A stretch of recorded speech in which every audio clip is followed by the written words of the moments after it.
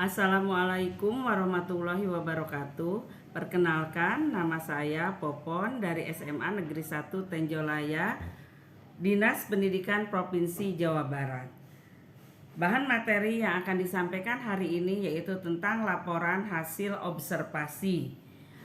Pengertian dari laporan hasil observasi adalah yaitu merupakan suatu teks yang berisi tentang penjabaran atau pemaparan mengenai hasil pengamatan.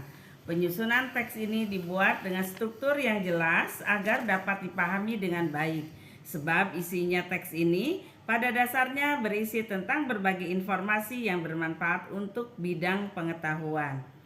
Ciri-ciri laporan hasil observasi. 1. Ditulis secara lengkap dan sempurna. 2. Bersifat objektif, global, dan universal. 3. Objek yang akan dibicarakan atau dibahas adalah objek tunggal. 4. Ditulis berdasarkan fakta sesuai pengamatan yang telah dilakukan. 5. Informasi teks merupakan hasil penelitian terkini yang sudah terbukti kebenarannya. 6. Tidak mengandung prasangka yang menyimpang atau tidak tepat. 7. Saling berkaitan dengan hubungan bertentangan kelas dan subkelas yang terdapat di dalamnya. 8. Tidak adanya bagian penutup dari penulis. Penulis hanya melaporkan apa yang dilihat dan diketahuinya berdasarkan hasil analisis serta observasinya. 9. Menitik beratkan pada pengelompokan segala sesuatu ke dalam jenis-jenis dengan ciri atau keadaan yang secara umum. 10. Disajikan secara menarik baik kata, bahasa, isinya berbobot maupun susunannya logis. Dan 11. Teks laporan hasil observasi menggambarkan sesuatu secara umum dan sesuai fakta tanpa adanya opini penulis. Tujuan teks laporan hasil observasi. Tujuan utamanya yaitu untuk memberikan informasi secara objektif dan fakta yang ada di lapangan sesuai dengan hasil pengamatan yang didapat. Adapun tujuan lainnya yaitu 1. Untuk penelitian. 2. Untuk memberikan informasi terbaru. 3. Untuk mengatasi sesuatu persoalan. 4. Untuk menemukan teknik atau cara terbaru. 5. Untuk mengambil keputusan. 6. Untuk melakukan pengawasan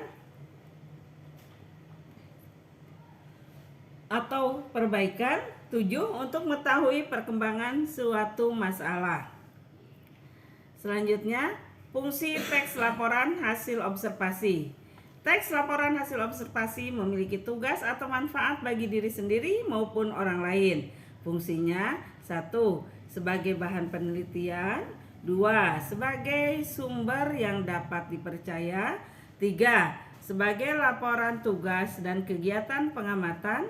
4. Sebagai dokumentasi. 5. Sebagai ilmu pengetahuan. 6. Menjelaskan dasar penyusunan kebijaksanaan, keputusan, dan atau pemecahan masalah dalam pengamatan.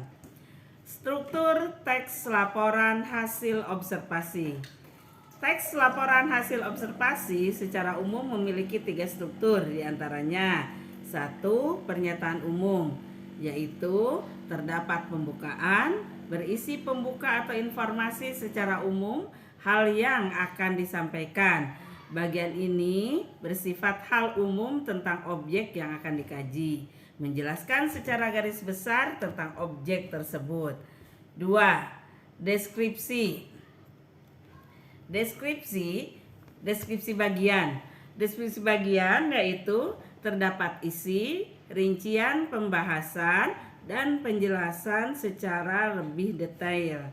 Dan 3. Deskripsi manfaat, yaitu berisi fungsi atau manfaat setiap objek yang diamati dalam kehidupan.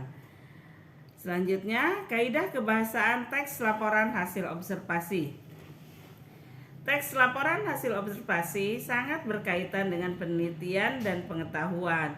Maka hal ini termasuk ke dalam jenis teks formal yang mengharuskan bahasa yang baku atau sesuai kaidah bahasa Indonesia yang baik dan benar serta mudah dipahami. Kaidah kebahasaan teks laporan hasil observasi diantaranya: 1. Menggunakan frasa nomina yang diikuti penjenis dan pendeskripsi. 2. Menggunakan verbal relation seperti ialah, merupakan, adalah, yaitu, digolongkan, termasuk, meliputi, terdiri atas, disebut, dan lain-lain. Digunakan untuk menyatakan definisi atau istilah teknis atau istilah yang digunakan secara khusus pada bidang tertentu. 3. Menggunakan verb aktif alam. Hal ini untuk menjelaskan perilaku seperti bertelur, membuat, hidup, makan, tidur, dan sebagainya. 4. Menggunakan kata penghubung untuk menyatakan tambahan dan serta perbedaan, berbeda dengan persamaan, sebagaimana, seperti halnya, demikian halnya, hal demikian, sebagai, hal yang sama, dan sebagainya. Pertentangan, sedangkan, tetapi, namun, melainkan, sementara itu, padahal, berbanding balik, kemudian menyatakan pilihan atau. Dan 5. Menggunakan kalimat simpleks dan kompleks. 6. Penggunaan kalimat definisi dan kalimat deskripsi. 7. Menggunakan kata keilmuan atau teknis seperti herbivora, degeneratif, osteoporosis, mutualisme, parasitisme, pembuluh vena, leukemia, sindrom, fobia, dan lain-lain. Langkah-langkah penyusunan teks laporan hasil observasi. Untuk menyusun teks laporan hasil observasi ada langkah-langkahnya, yaitu: 1. Tentukan objek yang akan kamu amati. 2. Susunlah jadwal observasi yang akan kamu lakukan. 3. Lakukanlah observasi terhadap objek tersebut dengan menyiapkan pertanyaan atau poin-poin pengamatan terlebih dahulu. 4.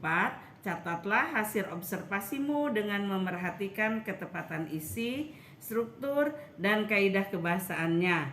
Bila memungkinkan, ambil foto dan videokan observasimu. 5.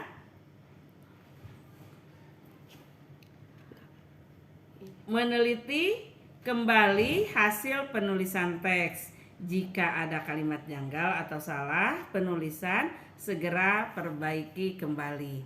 Demikianlah, semoga bermanfaat. Terima kasih. Wassalamualaikum warahmatullahi wabarakatuh.